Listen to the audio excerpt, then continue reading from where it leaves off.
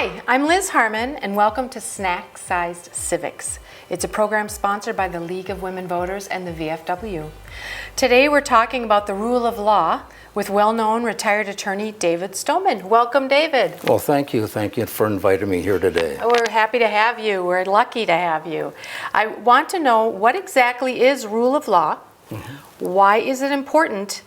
And what would happen if it broke down and we lost it? Let me try it like this. First, let me just talk about the rule of law, what the rule of law means. And then maybe I could give you a couple of illustrations where the rule of law has failed. And then from that, those two illustrations, we can explain, we can understand what will happen if there, to a democratic society, if there is a breakdown in the rule of law. So maybe first just start talking about what the rule of law is. And the rule of law is just, it's a principle that everyone is subject to the law and everyone must obey it. There's no one above the law, and that's the basic principle. It means that laws are made through a legitimate, transparent process, and it means that laws are applied consistently and without favor or bias. That simple concept makes an orderly, democratic society possible. I was a student back in the 1950s and 1960s, and I was interested in current events, and there were things that I observed at that time about racial segregation that really was not fair. And the first example I'm going to give you is about unfair laws.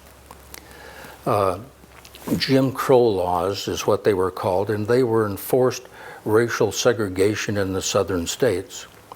I remember George Wallace was running for president at the time, and his slogan was segregation now, segregation tomorrow, segregation forever.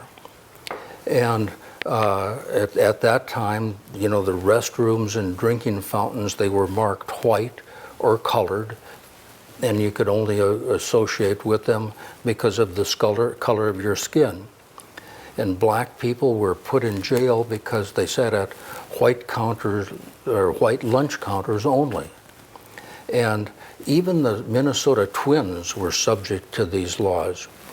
The Twins would go to Orlando, Florida, and they would do their spring training. And what happened to their players? They lived in segregated housing, even back at that time in the 1950s, back when I was a little student, just a student in school. Well, those are laws that were on the books, and they've been on the books since slavery, you know, for 100 years. And that's an example of when laws are not fair and what happens to society when you have unfair laws. And another example I'd like to give you is a situation where laws are not applied equally to different people. Emmett Tillett was a 14-year-old boy in Chicago, and he traveled to Money, Mississippi to spend the summer with his relatives. And it was Carolyn Bryant who said that Emmett had whistled at her. And because of that,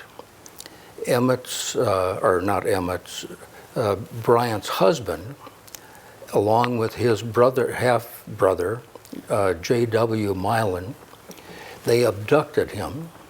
They took him and they brutally beat him. They mutilated him. They shot him, and then finally dumped him into the Tallahatchie River. Now the two men, Bryant and Milan, they were charged with murder, and there was strong evidence that they murdered him. But they were found not guilty by a totally white male jury.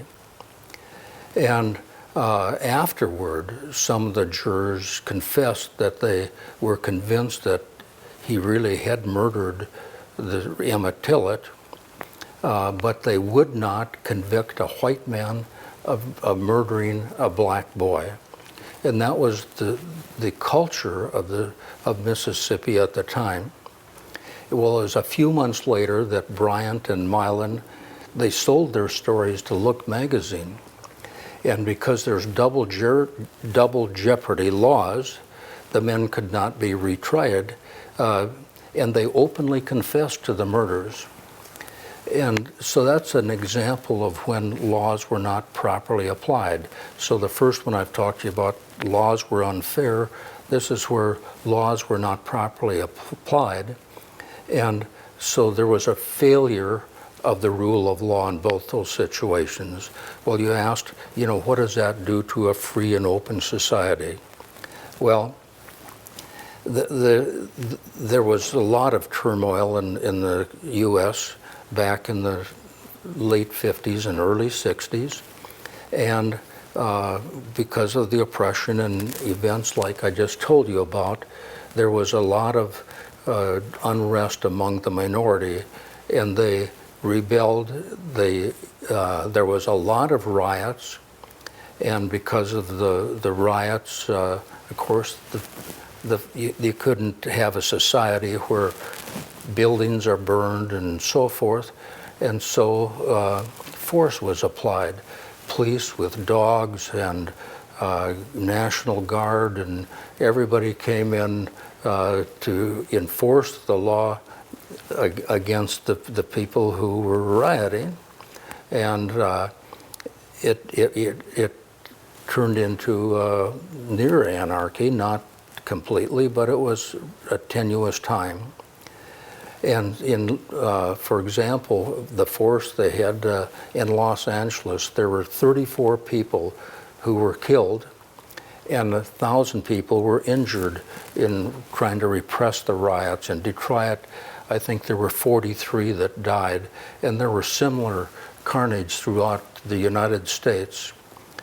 There was a breakdown of the free democratic society because there was a failure of the rule of law.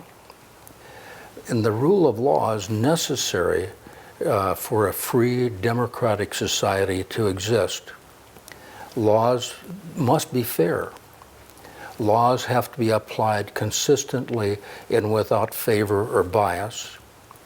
And it's the human capacity for justice that makes our democracy possible, and injustice that makes the rule of law necessary for an orderly society. Very well said, David. I really appreciate the time you've spent today and the thought you've put behind this to help us understand rule of law. Thank you. An orderly democratic society cannot exist without it.